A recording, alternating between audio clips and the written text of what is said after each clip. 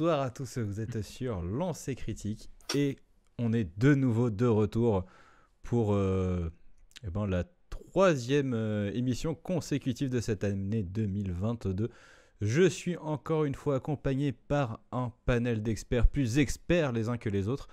Ah oui, Je ça. suis accompagné par Monsieur Filou, Monsieur Pierre et Monsieur Thomas. Bien le bonsoir messieurs. Salut. Bonsoir. Bonsoir. Mais je pense qu'en plus, on a quand même les bons experts pour ça. Parce qu'en termes de réédition, qui est le thème de ce soir, eh ben, on a quand même deux gros collectionneurs avec nous, qui ont un certain nombre d'exemplaires d'un certain nombre de jeux de rôle. Alors je suis juste un peu enveloppé.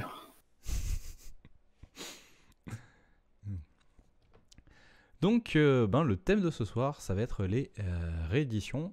Est-ce qu'elles ont un véritable intérêt ludique? Est-ce que c'est purement mercantile? Est-ce qu'il y a un entre-deux? Est-ce qu'il y a différents types de rééditions? Et on va essayer de répondre à cette question, si c'en est une. Et déjà, j'ai envie de dire, on a plusieurs types de rééditions, à mon sens. On va avoir j'ai envie de dire les rééditions programmées, un peu comme le iPhone où on sait que ça va sortir régulièrement, on sait qu'on va avoir notre nouvelle édition de l'Appel de Cthulhu, notre nouvelle édition de Donjons et Dragons, etc., etc. Ça fait des jeux qui en sont à leur 7e, 8e version, voire beaucoup plus. Et ça déjà purement pour moi, est-ce que pour vous, ça a un véritable intérêt ludique, ces rééditions programmées en termes de jeux de rôle? Sachant que j'ai un avis assez mitigé sur la question, parce que si on prend une grosse licence comme l'Appel de Cthulhu, ça n'a pas vraiment évolué depuis la V1. Un petit peu quand même. Hein. Ouais, quand même un peu. Oui, il y a quelques évolutions entre la V6 et la V7, mais sinon... Après, je sais pas trop pour l'Appel de Cthulhu, je ne connais pas bien les différences d'une édition à l'autre. Ce que je peux dire, c'est qu'en ce qui concerne Donjons et Dragons, là, les changements sont assez radicaux. Entre la toute première édition de Donjons et Dragons, qui est sortie dans les années 70, il me semble, et Donjons et Dragons 5, il y a quand même... c'est pas du tout le même jeu. Oui. Après, t'as une grosse transition entre la V2 et la V3, justement, par rapport à ça. Mais même une grosse transition entre la V2 et la V3, mais entre la V3 et la V4, où ils sont passés d'un jeu de rôle figurine à un jeu de purement figurine, il y a une très grosse transition. Et après, entre la V4 et la V5, où ils sont passés d'un mauvais jeu à un plutôt bon jeu, à une version 3, mais en beaucoup plus simple. Je suis désolé, on n'est pas censé verser du sel dans cette émission. Je vais essayer Vas-y. de diminuer. Ça va, on n'a pas encore abordé Night. Mais je n'aime pas du tout. Tu veux dire... tu veux pas plutôt parler de Sababis et de ses 9 versions? Oh. J'ai la dernière à côté. La dernière? Ouais. Oh merde. Ta vie est pourrie à ce point-là? Oh, je l'ai pas payé neuf. Donc, disais-je, je n'aime pas du tout la version 4, comme beaucoup de monde. Mais du coup, d'autant plus que Donjons & Dragons, c'est un jeu, c'est essentiellement un système. Alors, il y a un auto-univers qui est avec et qui est décliné en plusieurs versions, mais c'est surtout un système. Et le système en lui-même change pas mal, même s'il y a une base qui reste... un squelette qui reste plus ou moins le même, encore que tout l'enveloppe, tout ce qui fait le jeu change beaucoup d'une édition à l'autre. Et pour moi, c'est limite des jeux différents et pas des rééditions. C'est vrai qu'il y a un peu de ça. Ouais. Alors après, c'est vrai que souvent, quand même aussi sur tous les jeux qui vont avoir encore une fois ce que j'appelle des rééditions programmées, je pense aussi au niveau des L5R, des choses comme ça. On en a pas mal où on va avoir une évolution au terme de l'univers de jeu, tout simplement, parce que c'est vrai que y a des univers qui grandissent énormément, L5R, Vampire, des trucs comme ça, où d'une édition à une autre, on évolue dans le temps au niveau de l'histoire du jeu. Et on a souvent aussi cette volonté quand même d'essayer de se réadapter au choix du public qu'on a actuellement. C'est vrai qu'on a eu une période où la tendance holistique était quand même beaucoup plus ludique. On en a eu qui était simulationniste. On en a eu. Maintenant, on est sur quelque chose souvent qui est un petit peu plus narratif. Et avec du coup, c'est vrai que sur tout ce qu'on va avoir les dernières choses, on a des trucs qui vont être un peu plus simplifiés en termes de mécanique de jeu, mais un petit peu plus profond justement en termes d'univers, en termes de possibilités et de création. Et justement, par rapport à ça, je trouve que Donjons et Dragons est un jeu qui capte bien l'air du temps. L'air du temps comment ça s'appelle, des manières de jouer. Où t'as une V3 qui est qui est très simulationniste, très lourde, je trouve. Une V4 qui veut se réinventer, où le jeu de rôle est un peu où le jeu de rôle périclite un petit peu, et une V5 qui se veut, à l'échelle de Donjons et Dragons, un peu plus lyrique et un peu plus légère. Le moment où le jeu de rôle devient un peu plus lyrique, justement. Enfin, se veut plus... Je me perds dans mes phrases. Alors après, on a quand même aussi certains qui font des choix assez... on va dire osés en termes de gameplay. Je pense notamment au changement total de mécanique de jeu sur L5R, où on est passé sur des D6, sur des D10, à présent maintenant on est sur des D spéciaux. Et je me pose cette question de est-ce que ce genre de jeu peut se permettre d'avoir des mouvements aussi radicaux d'une édition à une autre, justement parce que c'est des gros jeux et que dans tous les cas ils vont pas perdre leur pool de joueurs. Au pire ils joueront aux éditions précédentes et ils joueront peut-être à la suivante. Après pour Warhammer, ils se sont complètement viandés par rapport à ça. Ils ont tenté quelque chose avec la V3 en transformant le jeu en jeu de plateau et ça n'a pas du tout plu. Pourtant, Warhammer en jeu de plateau, sur le papier, c'est tentant. Oui. C'est pas l'inverse, plutôt. C'est un peu HeroQuest. Après, pas plutôt transformer le jeu de plateau en jeu de rôle, en fait. La question qui peut se poser, mais c'est une question qui est vaste et qui concerne l'évolution des œuvres de fiction, des adaptations, etc. en général, c'est à partir de quel moment... Qu'est-ce qui fait l'essence de L5R et qui fait que la réédition, que même si on fait des changements profonds dans le gameplay, est-ce que c'est quels sont les fondamentaux qu'il faut garder pour qu'on puisse considérer que c'est le même jeu. Je vais prendre un exemple. Il y a une foultitude de jeux basés sur l'univers de Star Wars qui diffèrent les uns des autres essentiellement par leur système. Le système des système des 20, le système avec les dés bizarres qui du coup ressemblent peut-être un peu à ceux de Warhammer, je ne sais pas exactement. Ou dans ce cas-là, c'est considéré comme étant des jeux différents, alors que ça partage le même univers, le même esprit, avec simplement le système qui change. Du coup, si on considère que Warhammer V3 c'est une réédition de Warhammer V2, est-ce qu'on ne pourrait pas considérer d'une certaine façon que les 4 jeux Force et Destinée, etc. de Star Wars sont en quelque sorte des rééditions de Star Wars D6? Alors, sauf que pour Star Wars, s'il y a des dés spéciaux, c'est pas pour des questions de gameplay, c'est juste pour pouvoir vendre des dés supplémentaires. C'est le cas pour Warhammer Et pour V3. faire plus de thunes.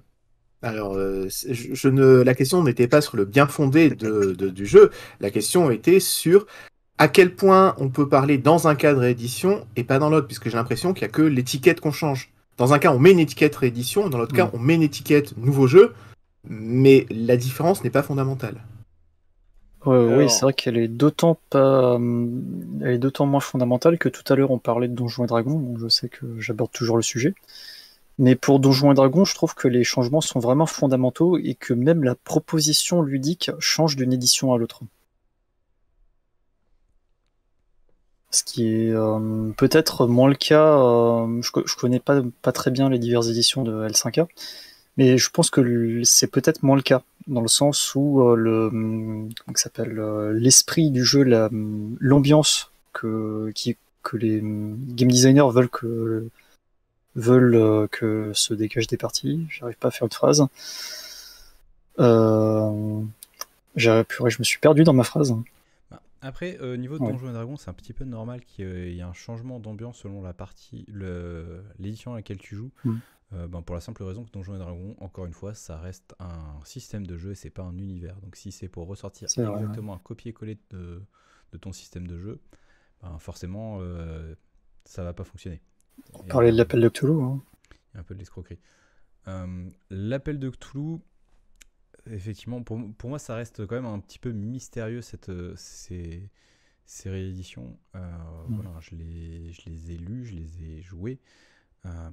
Alors, autant la toute première fois, enfin les toutes premières éditions, elles étaient clairement, c'était un nouveau type de jeu, hein, presque, j'ai envie de dire, les jeux d'enquête, une période où tout le monde faisait du PMT.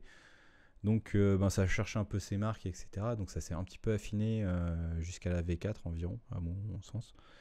Et à partir de là, on n'a plus vraiment de grosses évolutions.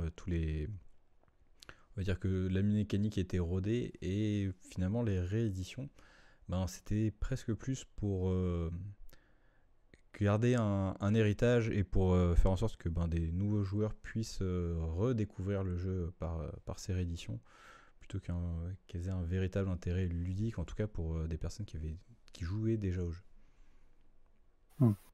Et d'ailleurs, ça me permet de faire un incroyable tremplin sur les rééditions qui servent à redécouvrir des jeux. Et je pense notamment à 2 excellentes rééditions qu'on a eues cette année, avec Château Falkenstein, bien sûr, et également Wyrm, ou encore Captain Voodoo, qui restent des jeux qui sont très bien, qui sont assez vieux à la base, que je suppose la plupart des gens ici n'avaient pas eu l'occasion de jouer avant ces rééditions et qui méritaient d'être redécouverts du coup. Alors, pas de bol, parce qu'il y a un jeu qu'on a eu l'occasion de jouer à plusieurs reprises, à savoir Château Falkenstein, parce que nous avons, parmi nous, un meneur de Château Falkenstein. Ah, Thomas, tu m'avais caché ça.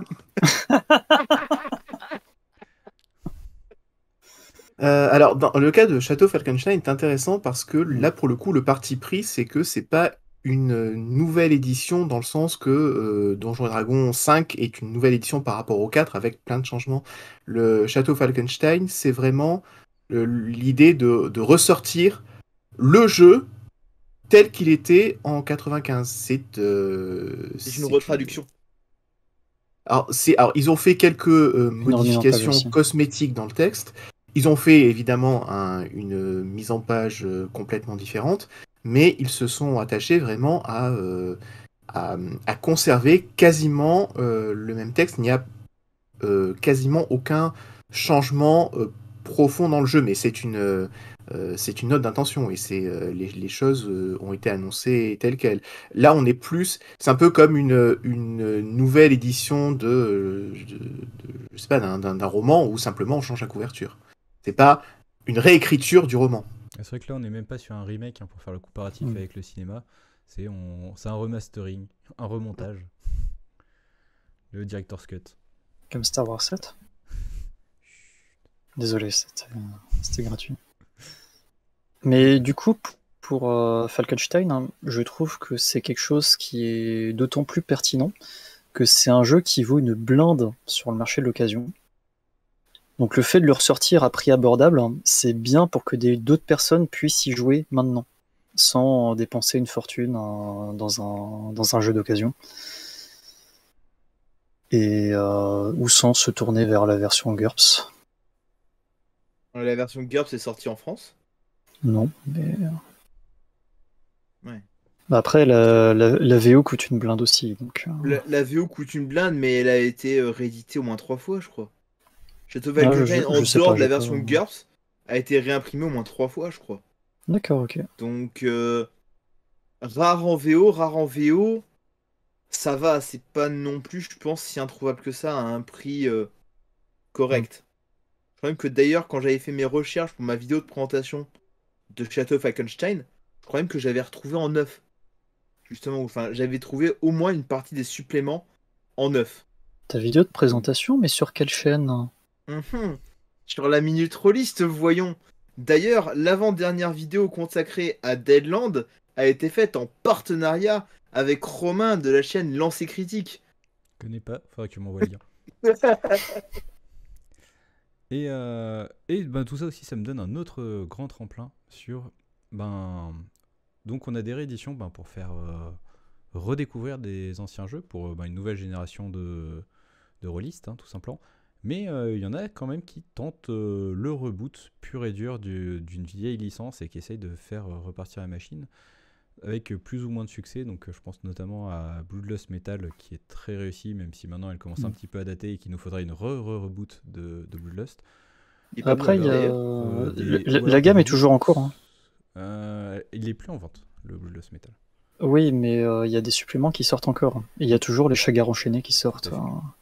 Il n'y avait pas déjà une réédition de Bloodlust Metal qui avait été prévue il y a quelque temps? C'est possible. Peut-être une réimpression. Mais ce qui serait pas du luxe. Cela dit, il y a aussi des reboots qui sont moins à notre goût, pour ne pas citer INS. Alors, INS, alors... Mais du coup, alors quand même, c'est parce pas que un je dis reboot. souvent du mal sur INS Génération Perdue, en tant que joueur de l'ancienne version d'INS. Et pourtant, tous les gens que j'ai croisés qui ont joué à INS, en tout cas récemment, c'est des gens qui ont joué uniquement sur Génération Perdue et qui ont trouvé ça extrêmement bien, qui ont adoré. Donc je pense juste que c'est peut-être ma nostalgie aussi qui parle et qui biaise un petit peu mon impression sur ce jeu. Alors, je pense que le cas d'INS, en termes de réédition, il y a un cas un petit peu particulier. Parce que même si on part du principe des versions d'INS, on part sur une chronologie complète en fait. INS a eu une progression narrative, scénaristique au niveau de son univers entre la V1 et la V5 qui, arrête-moi si je me trompe, a été continue. C'est-à-dire que tous les suppléments qui ont eu lieu au fur et à mesure des années et des versions se sont suivis et sont canons par rapport à l'univers. Oui, et même le dernier supplément racontait littéralement la fin de la guerre. Voilà. Enfin, fin de la guerre. La fin de l'histoire, parce que non, c'est pas vraiment la fin de la guerre, mais il te racontait le... Et après qu'est-ce qui se passe? Du coup, par rapport à INS, alors oui, il y a eu des versions supplémentaires, hein. Il y a eu 5 versions du système. Cependant, est-ce que ces 5 versions du système ne sont pas là plus pour faire une petite mise à jour et ramener du monde vers la licence, plus que des véritables évolutions? Étant donné qu'au final, qu'importe la version du système que tu utilises, que tu prennes la version V1, V2, V3, V4 ou V5, le lore, c'est le lore des suppléments que tu prends au final. J'en profite pour faire un petit coucou à Dice Story qui vient de faire un gros raid sur notre chat. Donc on a plein de gens qui nous regardent pendant quelques minutes au moins avant qu'ils se rendent compte qu'on dise n'importe quoi. Bonsoir à tous, merci beaucoup d'être passés et de nous faire un petit coucou ce soir.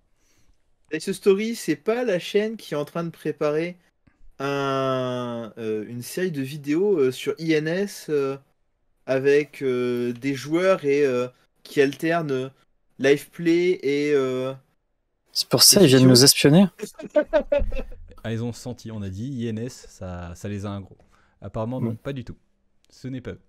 C'est pas eux? Ah bon, Oui, j'ai merci confondu avec quelqu'un d'autre. N'hésitez pas à pomper l'idée.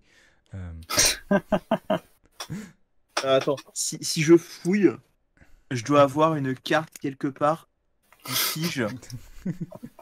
Allez-y, continuez, hein, je fouille dans mon bordel. Donc ouais. Est-ce que du coup vous considérez ça quand même comme de la réédition quand ça va être de la réinvention d'un jeu et surtout de la réappropriation, parce que autant le INS Génération Perdue, c'est pas Croc qui l'a fait, le Bloodlust non plus, parce que aussi c'était de Croc. Donc, c'est vrai que... Est-ce qu'au final, vu que c'est de la réutilisation de licence, c'est vrai que moi je viens de caler ça comme de la réédition, mais c'est quand même c'est un petit peu des reboots faits par presque du fan-made. Hein. Donc qu'en pensez-vous? Est-ce que je pourrais répéter la question, s'il te plaît? que je suis en train de Est-ce chercher. que c'est vraiment une réédition quand ce n'est plus les auteurs d'origine? Ça dépend des cas. Bah, ouais, ça dépend des cas, oui. Tu as, si c'est sous le même nom, ben, c'est difficile de ne pas dire que c'est une réédition. Après, ça peut être une réédition de merde parce qu'elle a mal été foutue.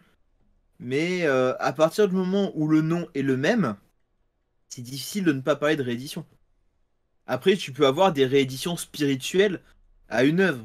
Par exemple, un auteur qui fait un premier jeu où au final il perd le nom de la licence parce que le contrat disait que le nom de la licence appartient à l'éditeur et pas à l'auteur, qui ensuite revient avec un autre jeu qui copie complètement l'œuvre qu'il avait à l'origine, mais qui prend un autre nom.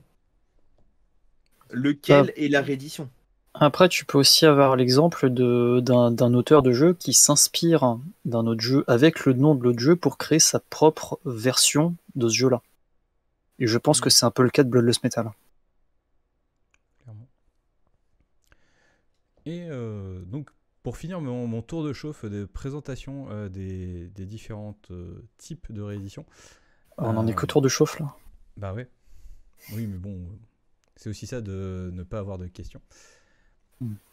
Donc, on a aussi maintenant des rééditions sur des jeux plus petits, plus amateurs, où on va avoir des V2 sur des jeux indés, sur des jeux alternatifs, qui vont tout simplement profiter des retours des joueurs, qui vont pouvoir avoir un peu plus de playtest et de choses comme ça. Je pense notamment à la V2 d'un certain Étoile qui ne devrait pas trop tarder. Oh, il me semble. Hein. Mais bon, c'est dommage, on avait quelqu'un qu'on aurait sûrement pu avoir, qui aurait pu nous en parler un peu plus. Mais pas seulement en fait. Hein. C'est vrai qu'on a je pense beaucoup aux jeux de Thomas Minier qui publient des V2, des V3 régulièrement de ces jeux en fonction des retours des joueurs. Et donc on va avoir finalement j'ai presque envie de dire des versions hotfix de jeux alternatifs. Et du coup, que pensez-vous de ces versions? Est-ce que c'est de procurer la V1 en fait un objet de collection? Est-ce que après, la même V2, en dehors, finalement, est-elle vraiment utile vu que ça reste quand même des jeux de niche? même en dehors des jeux alternatifs. Tu es en train de me dire qu'il y a eu des Je vais V2 pas y sur les arriver. jeux de Thomas Minier? Bien sûr. Tais-toi, prends ma thune, je les veux. Il me faut toutes les versions. V1, V2, V3, V4. Bien sûr. Alors, note que c'est rare qu'un jeu arrive en V1 chez Thomas Minier. Je crois que même Influenza, qui reste un de ses must-have, il en est à la 0.6. Donc... Mais du coup, même en dehors des V2 de jeux indépendants, tu prends Donjons & Dragons 5. Je sais, j'y reviens à chaque fois, mais il y a eu actuellement une nouvelle traduction qui prend en compte pas mal de retours de joueurs, etc. Donc c'est le cas aussi pour des gros jeux. Et l'Appel de Cthulhu fait ça depuis cette version. Aussi. Alors est-ce que du coup ça serait pas dans la mode du temps de faire des versions en étant plus à l'écoute de la communauté et pas forcément juste en se basant sur l'air du temps? Après, pour Donjons & Dragons, il me semble que ça se base sur la version 5.1, la nouvelle traduction, si je dis pas de bêtises. Donc, après, je sais pas à quel point c'est basé sur le ressenti des joueurs ou pas, mais c'est déjà une évolution par rapport à la première version de la 5e édition. Et Ouais, pour les nuls qui est de retour. Ouais, désolé, j'avais un souci de micro. Mais t'en fais pas. Du coup, j'étais dans le chat et j'avais plein de choses à vous dire. Au sujet de la réédition, j'ai l'impression qu'on mélange plusieurs choses, parce qu'en fait, pour moi, la réédition, c'est vraiment un truc particulier propre au monde de l'édition, c'est-à-dire que pour que ce soit la réédition, il faut que ce soit la même licence. Genre Vampire la Requiem, c'est pas une réédition de Vampire Masquerade. Bloodlust Metal, pareil, c'est pas la même licence. C'est pas c'est pas le même jeu. C'est au niveau vraiment purement au niveau édition. Après, c'est le même univers. Hein. Oui, mais c'est pas ça qui fait une réédition ou pas. par exemple, si on prend l'univers de Cthulhu, qui est tombé dans le domaine public, il y a l'appel de Cthulhu, il y a Trail of Cthulhu, il y a le Cthulhu Game Show, c'est pas les mêmes jeux. Oui, mais Et là, on c'est peut des pas- adaptations différentes d'une même œuvre, d'une œuvre d'origine. C'est comme si tu prends Tales from the Loop, qui sont adaptés des tableaux, et la série télé qui elle-même adaptait des tableaux en question. Ou Star Wars. Pour, Oui, C'est, mais les- sauf que Bloodlust Metal, c'est une autre adaptation de l'univers de Bloodlust que Bloodlust. Je sais pas si vous voyez où je veux en venir, mais c'est vraiment des ouais, jeux mais différents. l'univers de Bloodlust est inhérent au jeu de rôle. À moins que Oui, j'ai mais loupé quelque chose, mais Oui, mais si un jour quelqu'un d'autre récupère si jamais le Bloodlust tombe dans le domaine public ou que les droits sont libres et que quelqu'un fait son jeu Bloodlust, ça sera pas une réédition de Bloodlust. Alors, du coup, en fait, la notion de réédition, c'est une notion qui est presque légale. C'est une réédition officielle, c'est une réédition qui est faite par celui qui a les droits sur l'ancien jeu, c'est-à-dire soit l'auteur, soit la maison d'édition, soit éventuellement de nouveaux auteurs et une nouvelle maison d'édition si elle a pu récupérer les droits. Mais c'est du ça coup, qui pour va Bloodlust, permettre de ils ont les mettre droits de l'édition, l'étiquette. justement.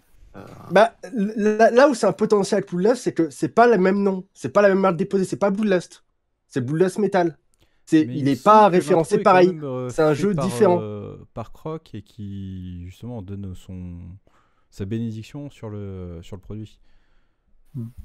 Il me semble. Hein. Après, ça fait longtemps que je l'ai pas lu. Après, C'est pour ça que ça me paraît un peu litigieux sur celui-là en particulier. Bloodlust Metal, c'est peut-être pas un bon exemple parce que faut voir comment est-ce qu'il a été vendu, mais techniquement, il y a Pour pas moi, mal de moments. Je vois ce que tu veux dire, mais je trouve que c'est vraiment l'exemple limite, tu vois. Bloodlust Il peut Metal, être un peu dans les deux catégories. Bloodlust Metal, c'est un petit peu trop limite. Je viens de revérifier vite fait sur le Grudge, je me suis un peu enflammé. Il semblerait que ce soit classé en tout cas dans la gamme Bloodlust. Donc ce serait une réédition. Mais par exemple, l'appel de Toulouse, Trail of Toulouse, là où moi j'ai un peu surréagi, c'est que c'est pas parce qu'on est dans le même univers que c'est une réédition. Par exemple, au Confins de l'Empire, Ouais, c'est tout à clairement fait, pas une réédition de Star Wars D6. Mhm. Non, bah clairement, de toute façon, à partir du moment où on change totalement de nom du jeu, voilà.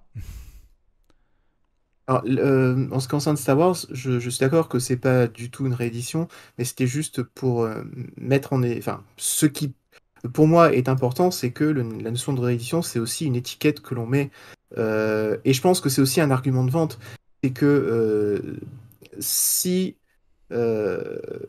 si on veut se démarquer, on va dire que c'est un nouveau jeu. Si on veut capitaliser sur le succès de l'ancienne version, on va plutôt parler de réédition. Mais on peut arriver au final, malgré ces étiquettes différentes, sur des démarches et sur des produits, sur les produits suivants qui n'ont ont à peu près le même rapport avec les produits précédents dans un cas comme dans l'autre. C'est juste la manière de vendre le truc qui change.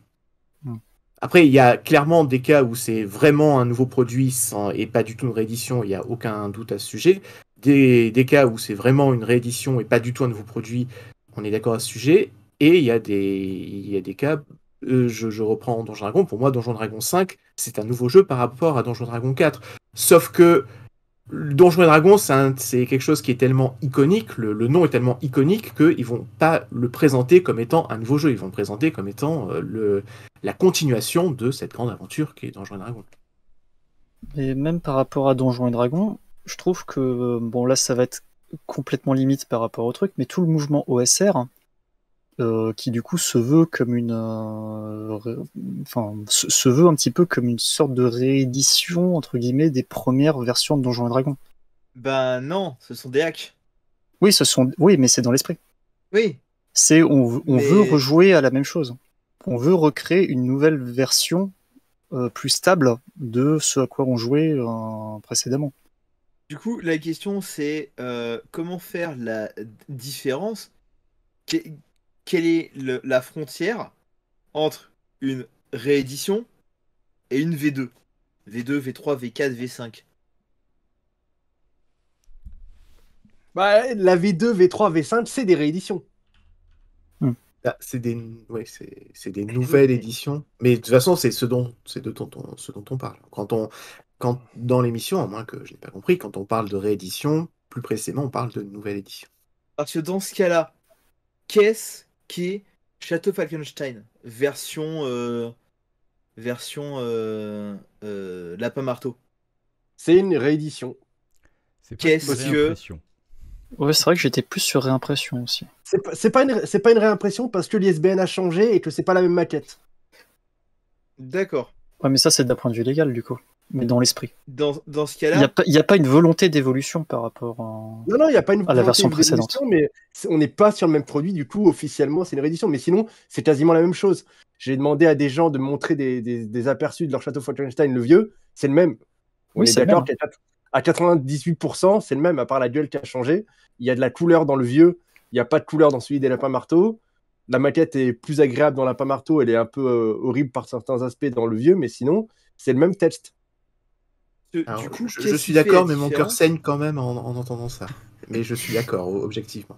Du coup, qu'est-ce qui fait la différence entre Cthulhu V7 en tant que réédition et un Château Falkenstein en tant que réédition?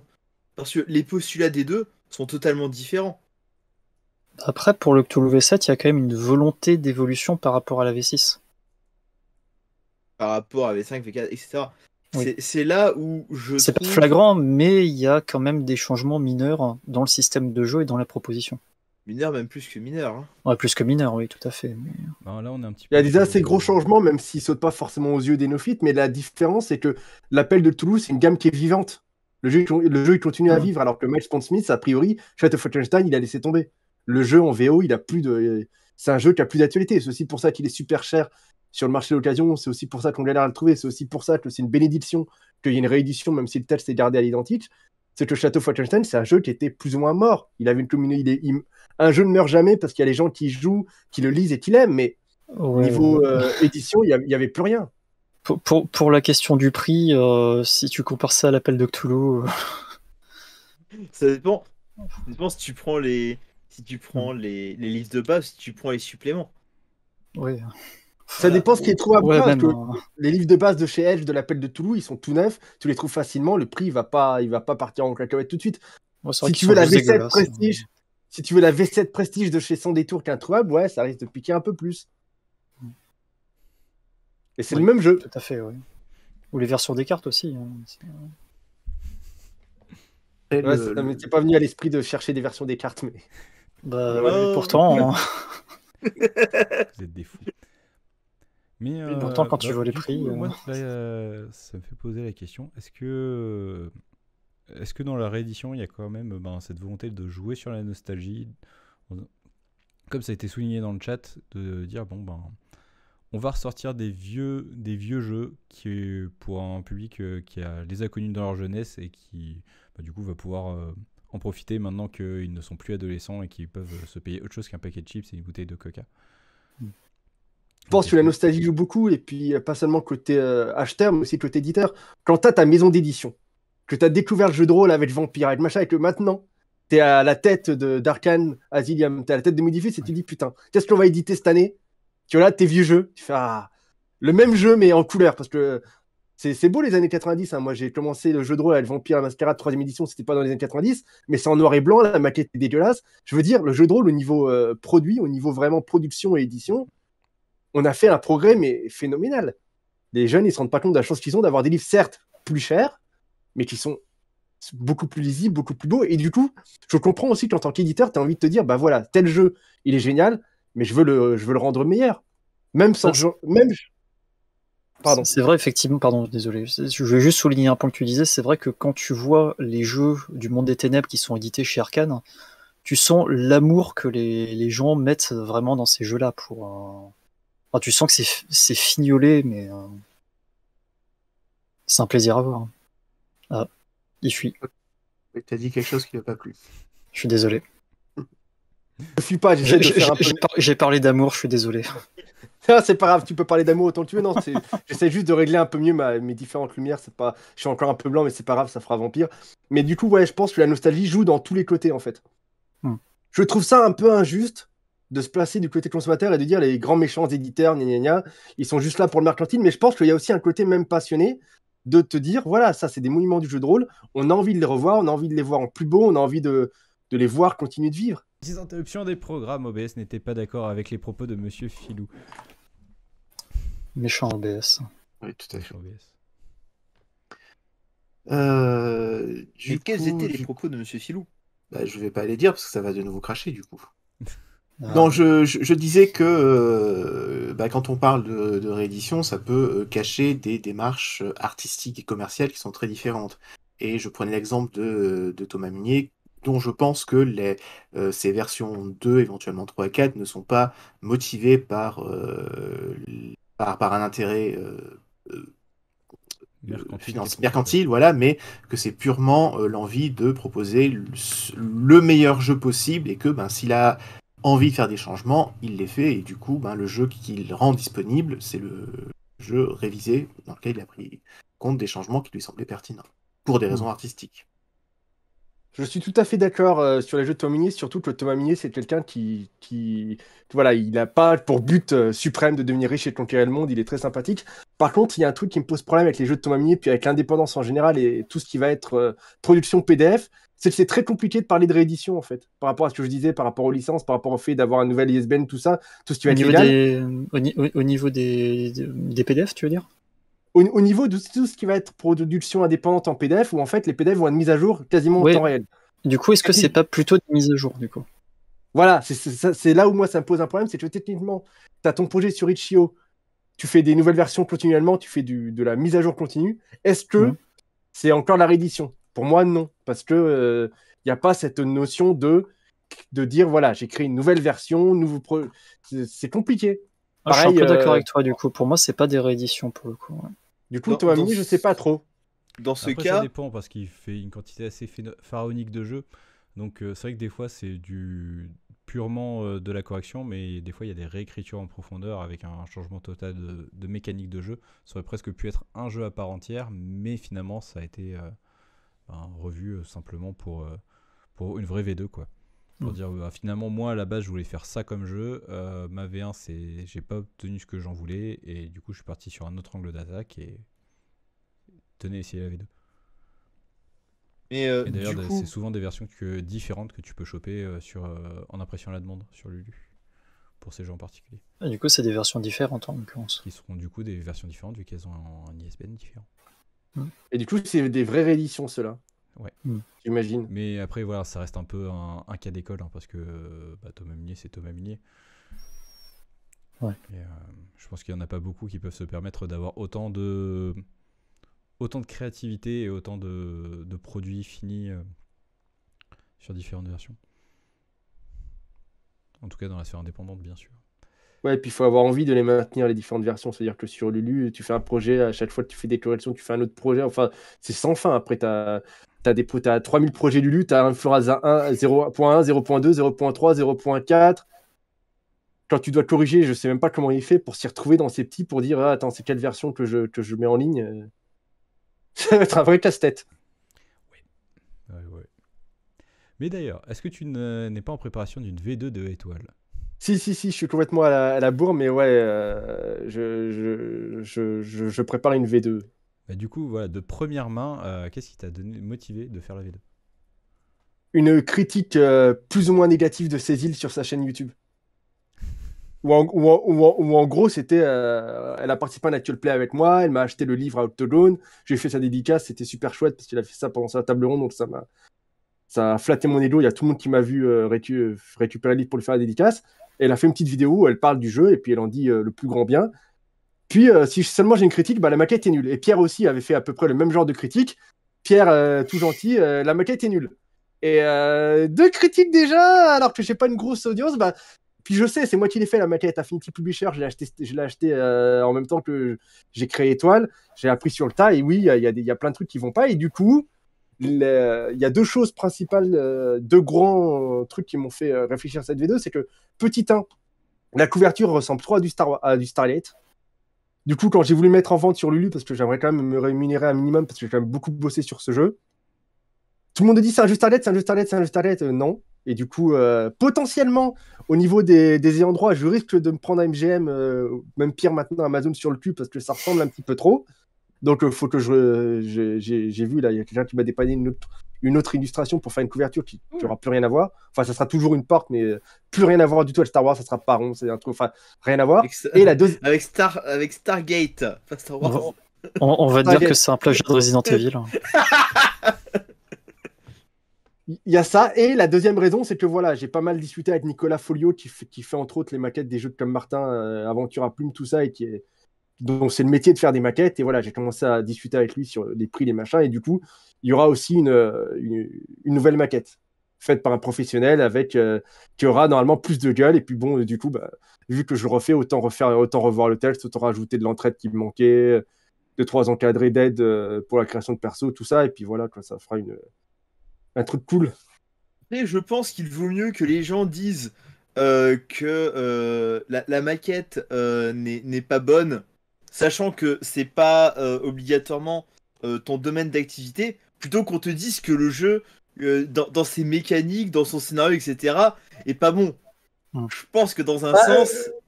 Oui, vu que j'ai faut fait ça en aussi apprenant relativiser. sur le tas. Voilà. Non, c'est pas grave du tout. Mais c'est juste que Voilà. moi, pour mon petit plaisir personnel, j'aimerais que la maquette soit plus cool que ça, quoi.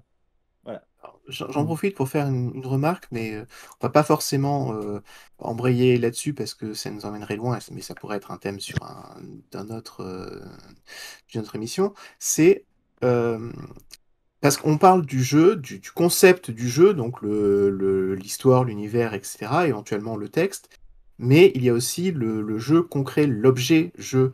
Et là, tu viens de parler d'une réédition qui était liée à une volonté de changer la maquette, même si du coup tu as changé également certaines parties du jeu des textes, d'après ce que tu dis, tu en as rajouté ou quelque chose comme ça. On a parlé de Château Falkenstein et du fait que c'était en quelque sorte une réimpression, mais avec une maquette complètement différente. Et la question que je me pose, c'est à quel point est-ce que la maquette qui change totalement l'objet, pas forcément le jeu, l'idée du jeu en lui-même, mais l'objet, à quel point cet aspect-là, l'objet, le manuel en lui-même, est important dans l'identité du jeu, et à quel point est-ce que changer cet aspect-là concret donc du manuel peut être considéré comme étant un changement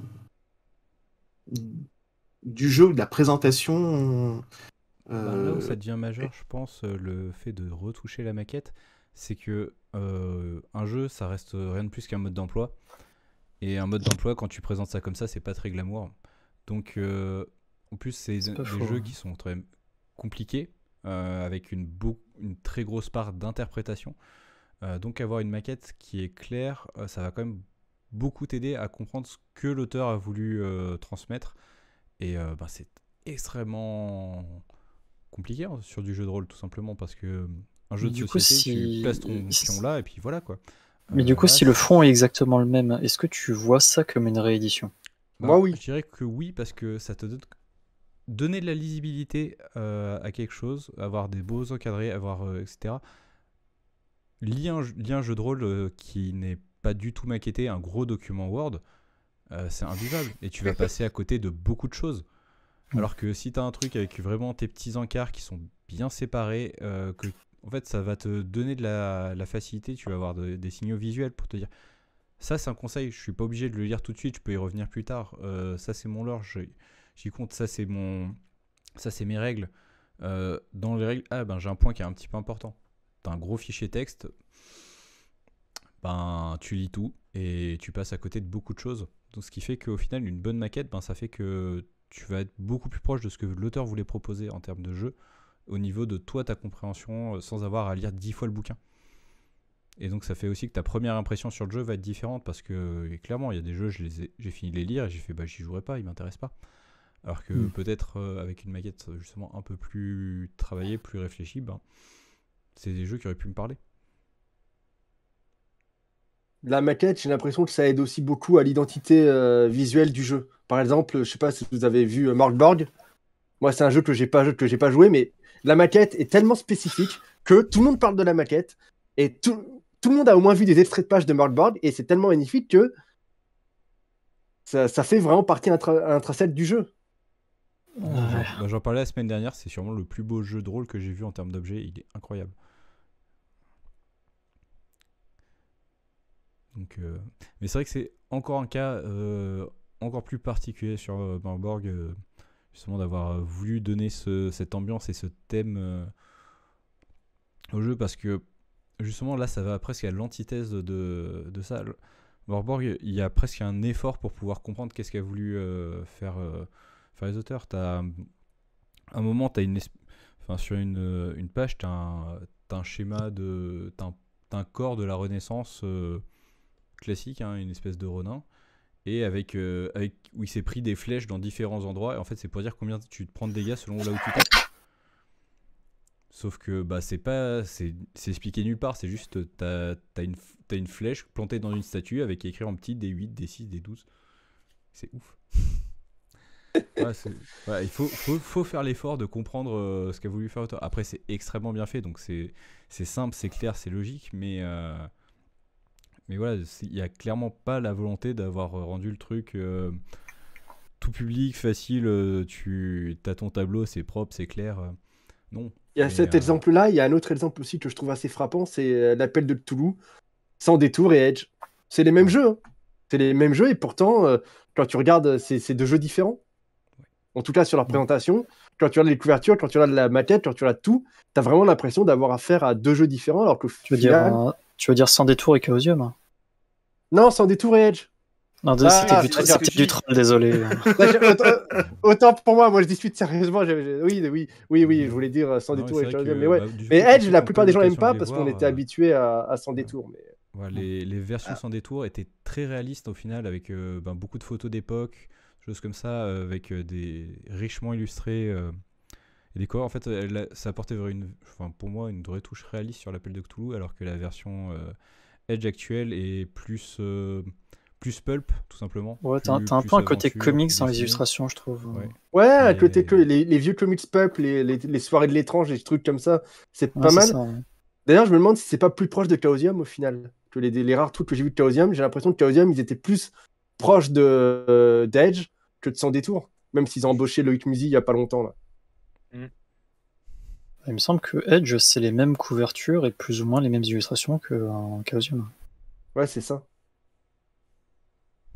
Là où Sans Détour, ils avaient fait l'effort justement au niveau de la réédition de changer la présentation. Ouais.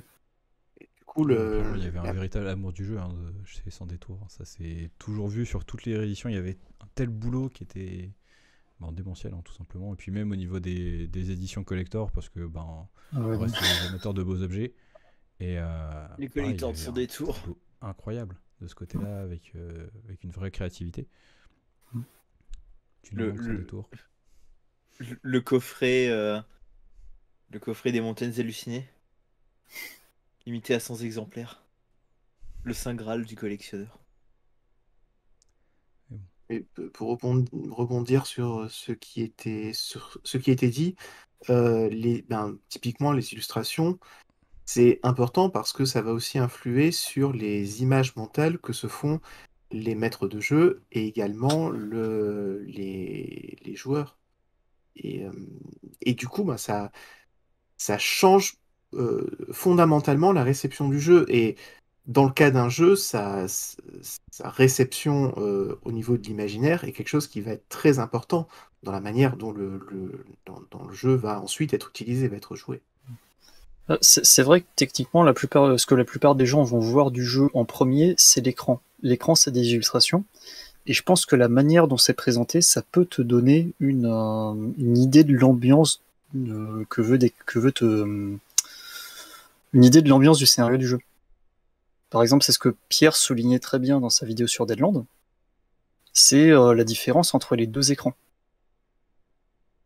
Je sais plus si c'est Pierre ou Romain, du coup, qui avait souligné ça. Non, forcément, quelqu'un qui a tous les écrans, c'est forcément Pierre. Oui. Ouais, c'est forcément Pierre. Justement, à titre d'exemple, on a bien dit que dans le cas spécifique de Château Falkenstein, c'était presque plus une réimpression que c'était le même jeu avec quelques petites retouches, mais c'était essentiellement le même jeu. Sauf que j'ai commencé à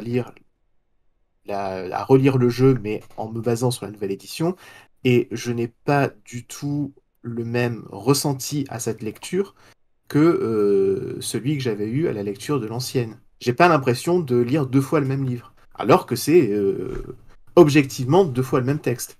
Mais la manière de présenter la maquette et les illustrations qui sont fournies, certaines sont les mêmes et d'autres sont nouvelles, ont vraiment une influence sur la réception que j'ai du texte. Ok. Un peu comme quand on va voir une même pièce de théâtre, mais mise en scène par deux metteurs en scène différents. Ça peut, même si c'est le même texte, ça peut donner des choses qui sont radicalement différentes, qui vont euh,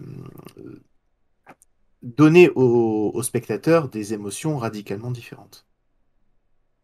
Non, c'est un beau parallèle, je trouve. Et pour rebondir aussi sur ce que disait Thomas sur les illustrations et notamment les écrans, et pour reparler encore une dernière fois de Sans détour, c'est vrai que sur les éditions des masques par exemple étaient fournis avec des écrans différents spécifiques à la campagne, justement pour pouvoir aider à cette mise en ambiance qui est si chère surtout aux joueurs de Cthulhu. Pour beaucoup de campagnes de Sans détour. Oui, tout à fait. Mais Je crois que t'as eu quoi? T'as eu les... T'avais les rejetons d'Assatoth, les montagnes hallucinées... Les 5 supplices. Les 5 supplices, tout à fait, ouais. oui. Très très bel Les écran, masques ouais. de la bête. Le jour de la bête. Metapotep, le jour de la bête. Le jour de la bête, pardon. C'est le mélange des deux. En V6 Ouais, et en j'ai fusionné. V7. En fait, t'as eu les oripeaux du roi qui n'ont pas eu d'écran dédié. Non, il me semble pas, non. non, mais il est trop court. T'as eu le supplément, t'as eu celui à Paris qui a pas eu d'écran dédié. T'as eu que les grosses campagnes au final. Oui, quand même, les oripeaux du roi, c'est pas une petite campagne. À l'échelle de Cthulhu, c'est une petite campagne. Ah, d'accord. En même temps, quand tu compares aux autres... Ah non, la taille qui compte. un autre exemple qui n'a pas eu d'écran dédié, l'Orient Express. Ah oui. Il n'y a pas Je savais d'écran pas qu'il n'y avait pas d'écran sur l'Orient Express. Terreur sur l'Orient Express n'a pas eu droit à son écran dédié. Même dans la collector? Même dans la collector. Dans la Ok. collector, tu as eu les... Alors, la flemme de me lever. Dans la Pas la collector... sortir pour te la péter. Je pourrais, tu sais que je pourrais aller chercher les deux. Dans la collector, tu avais les livrets. J'avais justement avais préparé les mon guides. chariot avec... Tu avais les guides les guides des régions. Tu avais les... T'avais pas grand chose de plus en fait. Mais t'avais pas d'écran pour le coup. Il y a un super écran qui est sorti d'ailleurs en VO que je me suis procuré spécialement pour l'occasion, même si j'ai jamais maîtrisé la campagne. Un super écran à 2 volets avec la carte de l'Europe d'un côté et l'Orient Express au centre. Qui est d'ailleurs vraiment super joli. Mais pour le coup, cette grosse campagne n'a pas eu le droit à son écran. D'ailleurs, toutes ces campagnes-là sont des rééditions aussi. Tout à fait. Pour revenir au thème du jour. Oui, non, c'est vrai que C'est on vrai, parle de ouais. beaucoup de rééditions des jeux, mais on a aussi des rééditions de. Il y a les rééditions de campagne légendaires, aussi. Pierre, parle-nous de l'affaire Deleuze, du coup. Alors, l'affaire Jordan Deleuze. Je sens que t'en mourrais d'envie. Ça sent le sel ou c'est pas le sel? Non, franchement, c'est du sucre. C'est du sucre glace. Du sucre glace sur du sucre de canne. On n'a pas encore parlé de Night 1.5. Du sucre candy. Oh là là. Ouais. Alors, Une sorte de private joke, hein, désolé. Histoire de faire une petite aparté sur l'affaire Deleuze, c'est une campagne de l'appel de Cthulhu qui est sortie dans les années 80 en France. Sauf Belli, que... si je ne m'abuse. Non, justement, elle n'est pas sortie dans Cassius Belli. Elle est sortie en format relié, imprimé par une boutique de jeux de rôle qui s'appelait Phénomène J, qui a décidé d'imprimer le jeu de rôle sur un papier dégueulasse, relié par 4 agrafes et un bout de scotch pourri. Ils ont fait un tirage, le premier tirage faisait 150 exemplaires. Le deuxième, qui a eu lieu plus de 10 ans après, en faisait une centaine. Donc en tout, il y a eu 250 exemplaires de tirés, si ma mémoire est bonne. Et le problème, c'est que c'est une campagne qui s'est totalement perdue dans la masse, vu que c'était diffusé que dans une seule boutique, elle est devenue très vite impossible à trouver. Et elle a été rééditée par les 12 singes comme fer de lance de leur collection Cthulhuac. Et pour le coup, à moins d'avoir réussi à se procurer l'ancienne édition, c'était devenu impossible de savoir quels étaient les tenants et les aboutissants de cette campagne. Bah, du coup, là, c'est d'autant plus amusant que c'est une campagne qui est rééditée pour un jeu qui est une première édition. Exactement. Avec une modification du système, réadaptation de toute la campagne pour ce système, sachant que le livre en lui-même a été enrichi, car en plus de la campagne, on a une version romancée de la campagne au jour le jour, qui précède tout ça. Il y a eu pas mal de contenu qui a été ajouté. Franchement, c'est... je pense qu'au bout d'un moment, on n'est pas face à une réédition, on est face à une V2. Enfin, moi, j'arrive pas à ne pas faire la différence entre une réédition et une V2. Au bout d'un moment, c'est vrai on que se retrouve face à deux objets tellement différents. Quand tu prends Cthulhu V1 et Cthulhu V7, si tu compares ces deux versions du jeu, on peut difficilement dire que Cthulhu V7 est une réédition de Cthulhu V1. Et éventuellement, on peut dire que Cthulhu V7 est une réédition de la V6, qui est une réédition de la V1, de la VK, non, de la c'est V3, ça, de la c'est V2, que de la V1. la V7, entre la V7 et la V1, t'as 5 versions. Voilà, est-ce que à ce niveau-là, on est toujours sur une réédition? Bah après, là, en l'occurrence, la question que je me pose, c'est est-ce que une campagne qui est faite pour un jeu, quand elle est adaptée à un autre jeu, est-ce qu'on parle de réédition là? J'ai envie Alors, de dire oui. J'ai envie de dire... Oui, aussi. Parce que pour dans le pour cas l'affaire présent- Deleuze, en l'occurrence, oui, Deleuze. mais pas Deleuze, pardon. Mais Bah, parce spécifiquement, que dans une l'affaire campagne, Deleuze, si tu veux raconter une histoire, le système de jeu c'est presque anecdotique, sauf cas très particuliers. l'affaire Deleuze, même si ce n'est plus pour Cthulhu V5, ça reste pour une version alternative de l'univers de Cthulhu. Du coup, il y a quand même un lien de filiation entre les deux. Même si sur un plan mécanique, c'est plus exactement la même chose, l'univers, entre guillemets, reste le même. Mais après, d'un point de vue purement théorique, parce que là, j'ai pas du tout d'exemple, mais prenons l'exemple d'une campagne qui sortirait, qui serait sortie sur Donjons et Dragons, mettons Alors, sur j'ai la un V3, exemple pour toi. et qui sortirait sur Warhammer. Alors, j'ai Est-ce un qu'on exemple parle pour de toi. réédition, du coup? Alors, j'ai complètement un exemple pour toi. Ça s'appelle Otaru Matsuri. C'est. APC. Non, non, non. C'est. À la base, c'était un scénario qui était sorti pour. Mince, comment il s'appelle? L5R, écrit par Olivier Sanfilippo, Ah oui. et qui se trouve être le premier scénario de l'Empire des Cerisiers. Sachant qu'il y a 2 suites, donc on peut considérer une mini-campagne qui, du coup, a été à la base sortie pour L5R et qui, au final, est ressortie pour l'Empire des Cerisiers. Qui sont bien 2 univers totalement distincts, bien que se basant sur les mêmes mythes japonais. Et du coup, dans ce cas-là, est-ce que tu parles de réédition? T'as Pax Elfica qui est prévu de base pour D&D 5ème édition ou pour avoir son propre système de jeu. Alors, donc au final, pour est-ce le qu'une coup- campagne, ce qui est pas important, c'est le contenu, c'est l'histoire, parce qu'après tout, c'est pour ça que tu prends une campagne et pas un jeu à part entière, parce que ce que tu veux, c'est raconter cette histoire précisément. Après, Ouais, c'est donc, juste les mécaniques, au final, c'est un prétexte. pour le c'est- coup, Vas-y. Juste, mais c'est vraiment une question d'étiquette. Mais pour moi, du coup, dans ce cas-là, le mot adapté, c'est plus transposition que réédition. Parce que pour reparler de Pax Elfica, j'ai eu l'occasion de parler avec l'auteur lors du Fige et je lui ai posé cette question. Pourquoi avoir sorti les 2 versions et clé en main et DD5? S'il y a eu ces 2 versions, c'est juste pour que le jeu puisse se vendre plus facilement. Pourquoi se casser la tête à partir sur clé en main, qui est un système propriétaire des 12 singes, parce qu'au final, il n'y a que les productions des 12 singes qui utilise le système clé en main, alors que tout le monde est sur DD5. De base, ça devait sortir sur clé en main. Il a conçu la campagne pour qu'elle tourne sur clé en main. Et après, ils ont dit, bon, c'est pas tout que ça tourne sur clé en main. Faudrait peut-être voir pour avoir une adaptation, une petite modification pour pouvoir le faire tourner sur DD5. C'est vrai que dans quelque chose d'un peu similaire, tu as l'anneau unique et Aventure en Terre du Milieu. Ou Rokugan. Rokugan, tout à fait, oui. Ou Prince Dragon. Ouais, Alors après, je suis pas tout à fait d'accord sur l'anneau unique et Aventure en Terre du Milieu parce que c'est quand même deux jeux qui ont des buts différents. Aventure en Terre du Milieu, comme son nom l'indique si bien, c'est pour faire de l'aventure. L'anneau unique, C'est pour faire de la joaillerie.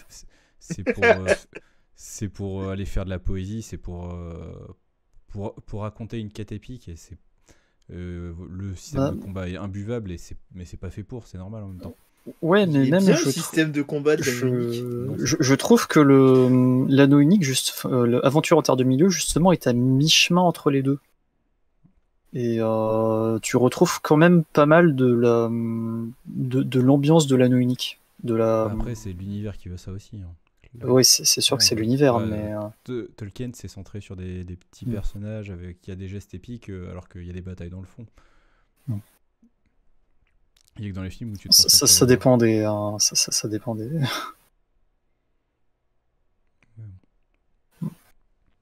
Mais on diverge, beaucoup trop. On était sur les campagnes. Après, moi, j'ai l'impression que on galère à catégoriser ce que c'est une réédition. Est-ce que c'est les V2 C'est ça qui est intéressant, en l'occurrence. Les V2, les V2, les adaptations d'une campagne à un autre système. Moi, je me suis pas pris la tête. Je me dis, une réédition, c'est quand c'est le même jeu ou la même campagne que le cœur elle-même et que tu le refais, quoi. Une V2, c'est une réédition. Une adaptation d'une campagne à un autre jeu, c'est aussi une réédition. Et puis comme ça, du coup, tout est une réédition et c'est chiant, mais... ça veut dire... L'édition est une Du coup, réédition. tu veux dire que Warhammer V3 n'est pas une réédition ? Ou que la dernière version d'Altinka n'est pas une réédition, du coup ? Ça garde c'est censé garder le cœur du jeu. Le système est complètement différent. Sur L5R, il y a une nouvelle version qui va sortir en D20. Sachant que cette version D20 qui est en fait basée sur DD5 va évoluer en parallèle de la version qui continue avec le système 2D spécifique. C'est-à-dire que c'est pas une évolution de Rokugan, du coup, là ? Non, en principe, ça sera bien après. Alors, si j'ai bien compris, parce qu'elle n'est pas encore sortie, mais si j'ai bien compris Edge, on va avoir L5R version des bizarres et L5R DD5. De ce que j'ai compris aussi, c'est que ça va être deux jeux différents. Du coup, ça sera pas une réédition. Parce que c'est vraiment deux gammes différentes. Ça va être un peu comme à l'époque. Je sais pas si vous vous rappelez Vampire Masquerade et Vampire Requiem. Ça sera vraiment deux jeux différents. Mais Vampire Requiem se veut comme un reboot aussi. C'était un reboot, maintenant c'est plus un reboot, c'est compliqué. Ouais, maintenant c'est juste qu'ils ont abandonné. Mais en tout cas, c'est plus une réédition du coup. On peut sortir Vampire Requiem de nos exemples, c'est bon.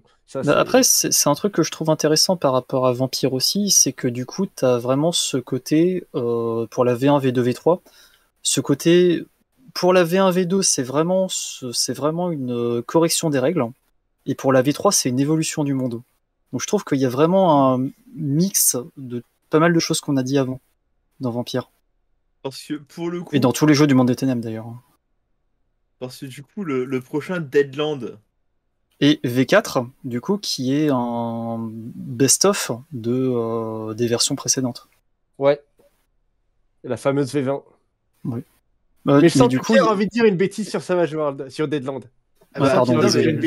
Je pose la question, dans ce cas-là, Savage World, t'as eu Savage World standard, t'as eu Suede, qui est une V1.5 de Savage World standard. On a eu Deadland classique, qui utilisait une version prototype de Savage World.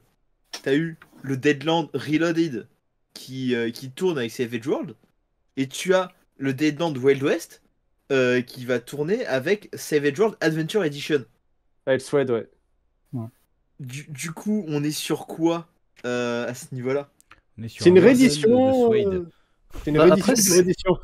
Pour moi, par rapport à ça, je le vois plus comme les univers de Donjons et Dragons.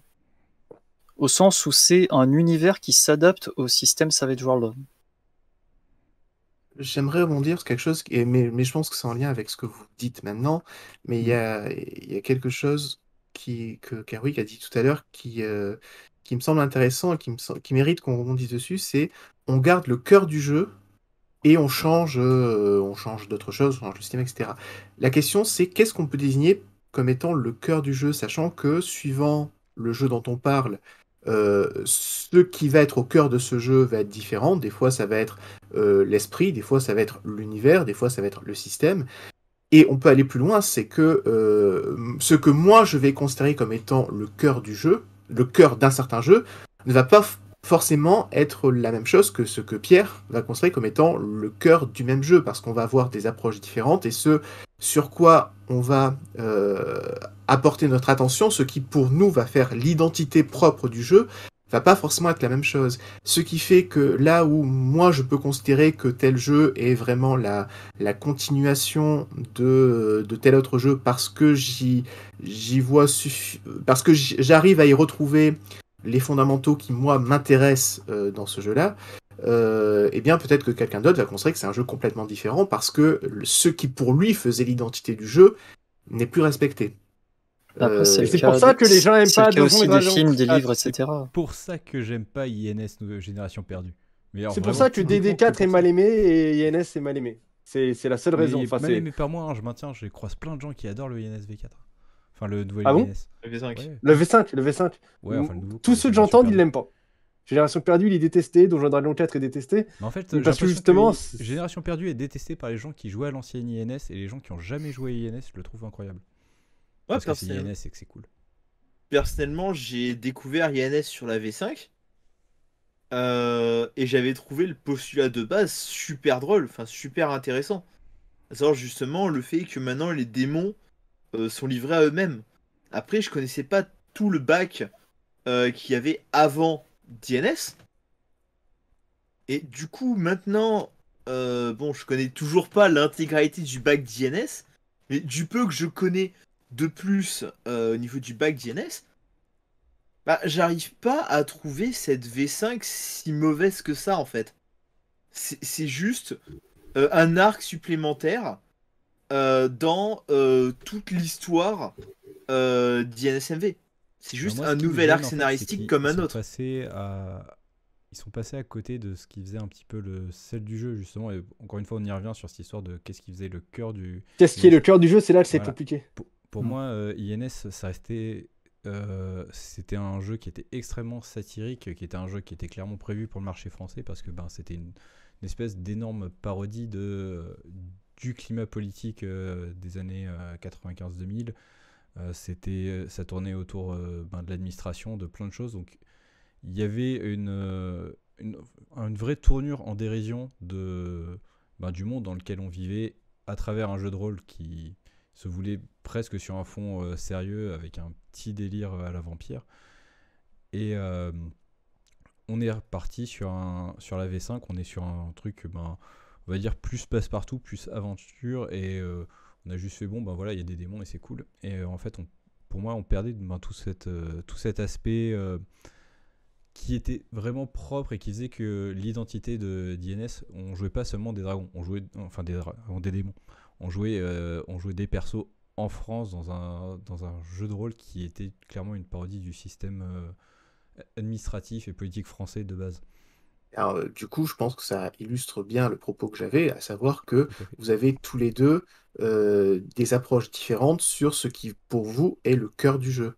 Et c'est pour ça que, dans un cas, Pierre, tu te retrouves à avoir une continuation de l'histoire avec une évolution de la manière dont les personnages évoluent au sein du monde, mais l'identité du monde respectée, et donc pour toi c'est une continuation du jeu, alors que pour Romain, l'esprit du jeu, ce qui faisait qui du coup n'était pas l'univers en lui-même, mais le sous-texte, lui n'est plus du tout respecté, et du coup ça donne un produit qui est une trahison de ce qu'il y avait précédemment.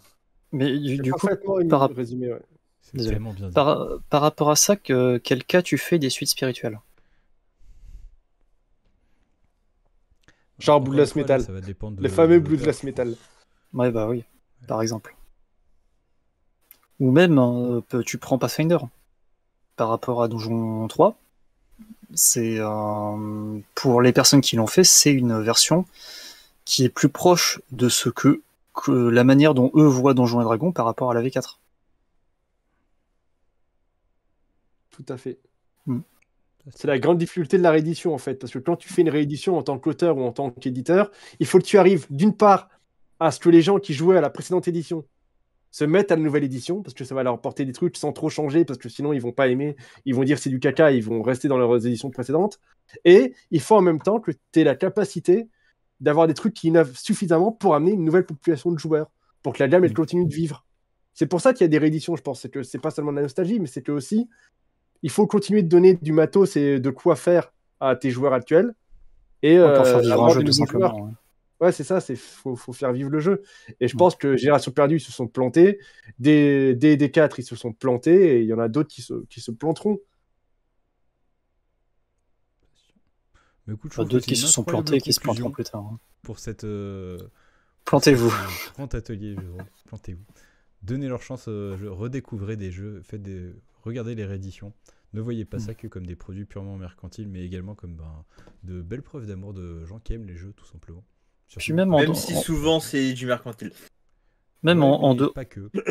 en Ça reste dehors du de ça, mercantilisme, peut-être, mais quand par des gens qui aiment ça, quoi. j'ai plus le nom exact du jeu par exemple, mais par exemple quand RuneQuest, donc voilà, qui a été réédité il y a pas longtemps, une version magnifique, périclité un petit peu, il y a des gens qui ont fait leur propre version mise à jour. Je me souviens plus exactement du nom du jeu, mais voilà, il y a ce genre d'initiative qui existe aussi.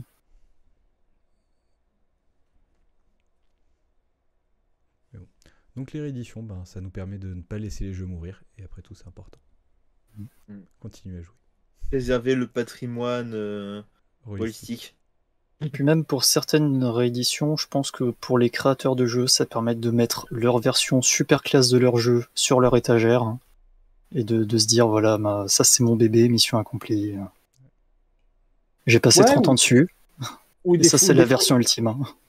Ou des fois, il y a des trucs qui vont pas. Je crois que c'était sur Antica où il y avait eu des soucis avec l'éditeur. Il y a une nouvelle version chez un autre éditeur. Enfin, il y a plein de raisons, en fait, autres que la nostalgie morbide sans le détourage au mercantilisme. final. Ouais, sans détourage, il y a plein de raisons qui vont faire que on va avoir des rééditions, pas forcément pour le fric ou pour. C'est ça. Ouais. Mais pour RuneQuest, la dernière version, je pense que c'est vraiment le cas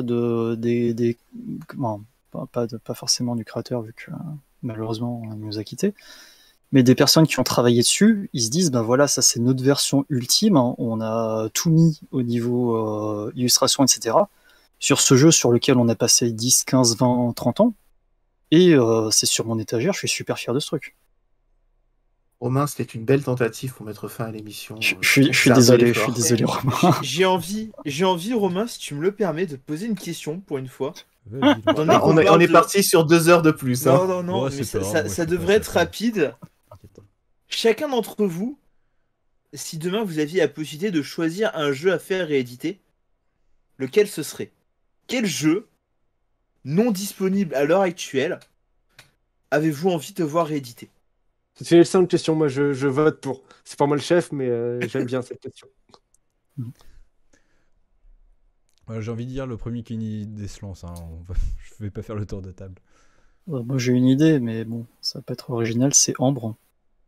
Mais en l'occurrence, c'est parce que ça n'a pas été réédité, parce qu'il y a des soucis au niveau des ayants droit de l'univers. Et justement, notamment, il y a des gens qui ont réédité juste le système de jeu, avec un univers qui correspond à peu près sans être le même jeu. Ah, comment ça s'appelle? Je me souviens plus du nom, mais je sais que ça existe. Glasshammer, Shadow of Glasshammer, je trouve plus. Ouais, quelque chose comme ça. Mais en tout cas, si jamais, ça serait bien avec les illustrations de Florence Magnin. Pendant des années, la réponse à cette question a été Château Falkenstein et apparemment un ange gardien a entendu ma supplique. Donc du coup, je vais me rabattre sur un autre jeu que j'ai beaucoup moins maîtrisé, mais que j'aime bien et qui n'est connu a priori que par moi et par les quelques personnes à qui je l'ai fait jouer. C'est un jeu qui s'appelle Elfiri Fury acide sphérique. et qui est un jeu que j'aime bien, Pierre connaît apparemment. Pardon? Bah oui. Pierre connaît apparemment. Que Pierre connaît, oui. C'est Et- le troisième jeu de rôle auquel j'ai joué, D'accord. tout simplement. Et pour faire simple, c'est les Borrowers, les mini-pouces RPG. Alors, là, comme ça, ce que je viens de dire, ça a l'air... c'est pas forcément très vendeur, mais le jeu est bien meilleur que cette étiquette que je viens de lui accoler. Et c'est un jeu qui, pour moi, n'a pas vraiment d'équivalent. Je vois pas d'autres jeux qui donnent le même ressenti que celui-là. Et je pense qu'il mérite d'être plus connu et qu'il mériterait d'avoir une belle chance. Très très bien. Je me renseignerai. Pour info, le jeu Ambre sans l'univers d'Ambre, c'est Lord of Gossamer and Shadow. J'y étais presque, Lords of Gossamer and Shadow, et voilà, c'est Ambre, mais sans l'univers d'Ambre, puisqu'effectivement, il n'y a pas les droits, mais c'est à peu près le même genre de système, sans dés, très porté sur la confrontation et le PVP et tout ça. Et sinon, moi, il y a un jeu auquel j'ai jamais joué, mais qui avait l'air super fun, et que je reverrais bien éditer, même s'ils ne reprennent pas les raids, parce que, à mon avis, c'était affreux, mais juste le principe qui était génial, c'est Toon. Toon, à l'époque où j'étais au lycée, il y avait un club JDR, j'avais jamais eu l'occasion d'y jouer, parce que je faisais du vampire, je faisais des trucs sérieux, et j'allais pas aller jouer à Toon. Mais quand tu voyais les gens à côté de toi jouer à Toon pendant que tu jouais à Vampire, ça avait l'air quand même d'être bien le fun. Et ça, c'est un truc que j'aimerais bien revoir, parce qu'il n'y en a pas trop des jeux comme ça, en tout cas en mainstream, vraiment purement dans le fun et la déconne. Il y en a très peu, je trouve. Vas-y, Pierre, parle-nous de Gobelin qui s'en dédie. Mais il est déjà édité, Gobelin qui s'en dédie. Non, pour le coup, j'ai lancé cette édition.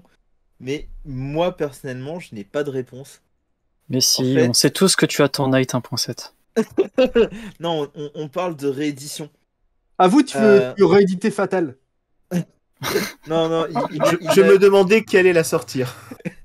Faudra déjà qu'il soit édité. Le truc, c'est qu'il n'a pas été édité. Et là, je suis en train de réfléchir. Et le seul jeu qui me vient à l'esprit, que j'aimerais voir réédité, ce serait Chill. Mais il est réédité. Il est réédité. Il n'y a pas longtemps. Non, Non. Si, il a été réédité il n'y a pas longtemps, Chill. Je crois pas. Hein. Non, il est plus dispo, Chill. Chill. Il est plus dispo, Chill. Bah, depuis que l'auteur a eu des... peut-être pas en VF. Peut-être pas en VF. Pas en VF. Pas en VF, d'accord. D'accord, autant pour moi, oui, parce que... Là, Après, oui, je parlais VF. Là, ça serait plus une réimpression de la version actuelle. Du coup. Voilà, du coup, serait plus... On est tous plus ou moins sur des réimpressions pour le coup. Et c'est un jeu que j'ai eu l'occasion d'un petit peu jouer à mon club. Mais j'aimerais bien voir un petit peu plus le jeu du côté MJ, plus que du côté PJ. Et le truc, c'est qu'aujourd'hui, trouver Chill, c'est devenu un petit peu compliqué, même sur le marché de l'occasion. Donc, si vous avez des exemplaires d'occasion. Voilà. Ma chaîne, c'est Minute Rollist, envoyez-moi un message. Voilà, parce que, ouais, comme l'a dit Silou, ben, pendant longtemps, le jeu que je voulais voir réédité, ben, c'était Shadow Falkenstein. Un jeu que je voulais voir édité aussi avant, c'était Capitaine Vaudou. Un jeu que je ne voulais pas voir réédité, et pourtant ça a été le cas, c'était Sub Abyss. Et bon, on peut pas tout savoir. Du coup, Chill. Mais Chill, il a été réédité en 2017 apparemment, en français. En 2017, le problème c'est que j'ai une maladie, c'est que je découvre toujours les jeux de rôle intéressants plusieurs années après qu'ils deviennent... qu'ils deviennent... Ah non! Ah! Bah pour Cthulhu, c'était pas le cas. Non, j'ai une autre proposition de jeu de rôle que je veux voir réédité. Même si c'est pas pour moi, pour le coup, et que c'est pour les autres. C'est Cabal. Mais Cabal, il est encore disponible, logiquement. Ouais, il est encore disponible. Attends, il l'a remis dispo? Je crois qu'il y en a encore quelques-uns. Oh, tu peux le trouver dans certaines boutiques. Bah alors dans ce cas, je vais revenir sur mon chill. Tu peux Parce le que c'est un retrouver peu dans le des problème, caves, il y a les jeux que j'aimerais bien. En fait, il y a dans des cimetières. beaucoup la nuit. question de rééditer et seconde édition. Parce qu'il y a des jeux qui sont encore tout à fait trouvables, mais j'aimerais bien des nouvelles éditions. Ouais. Je pense notamment à Macadabre hein, de Ino.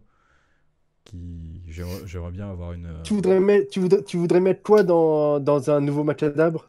Des règles pour jouer des homéopathes. Tu veux mourir, toi? Non, mais je me dis.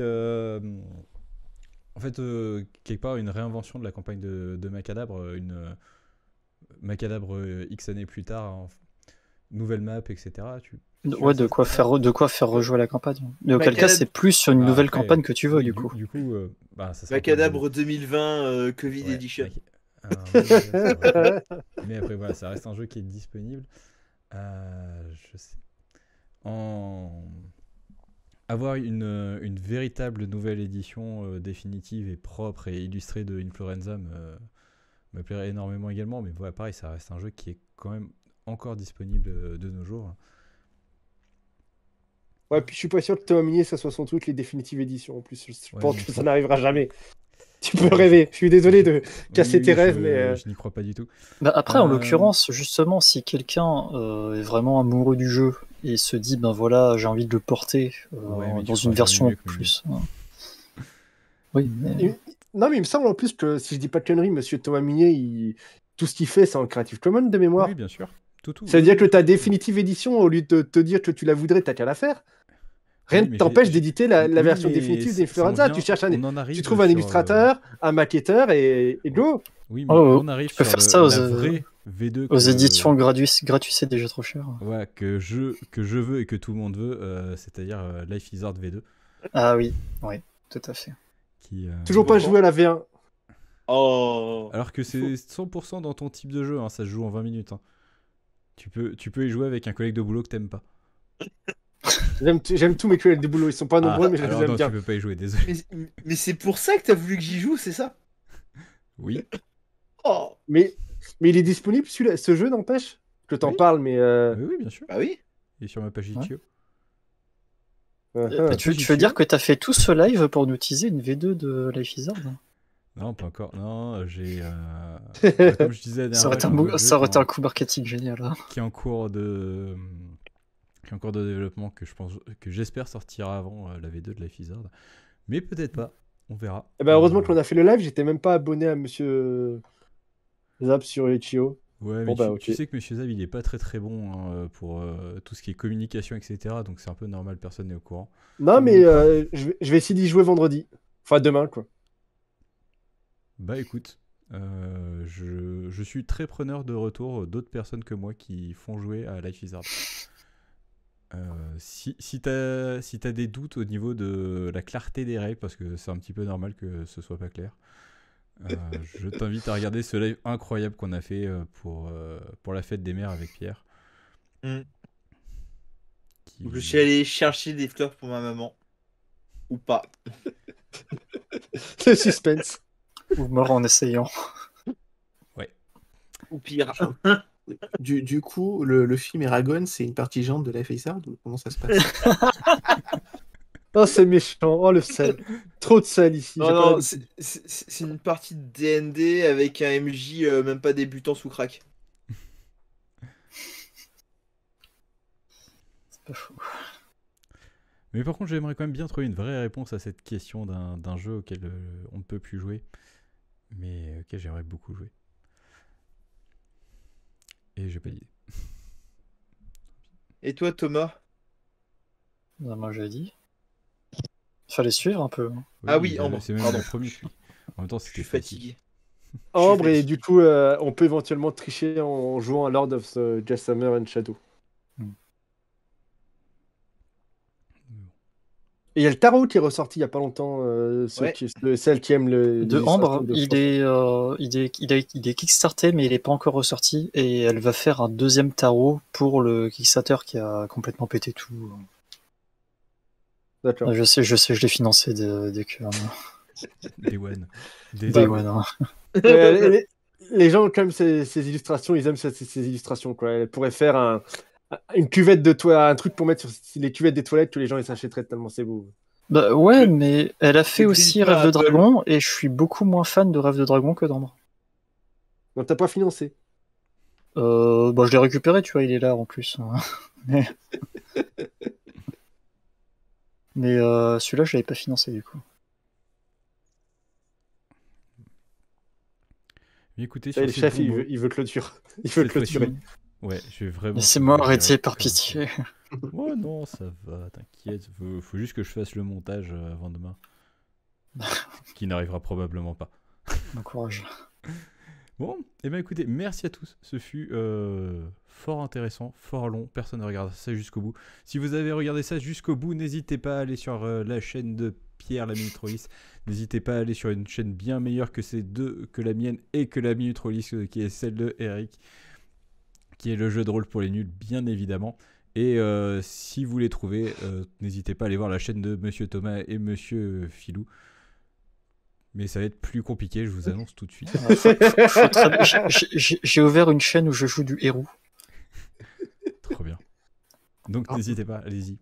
La mienne, c'est chasse, pêche, nature et philatélie. Et Oh, j'ai pas encore de vidéo dessus. Je suis sûr que ça existe en plus, chasse-pêche Attends, doucement. et philatélie. Ah, c'est tellement vendeur comme nom. Ça, Si ça existe. chasse, Si ça...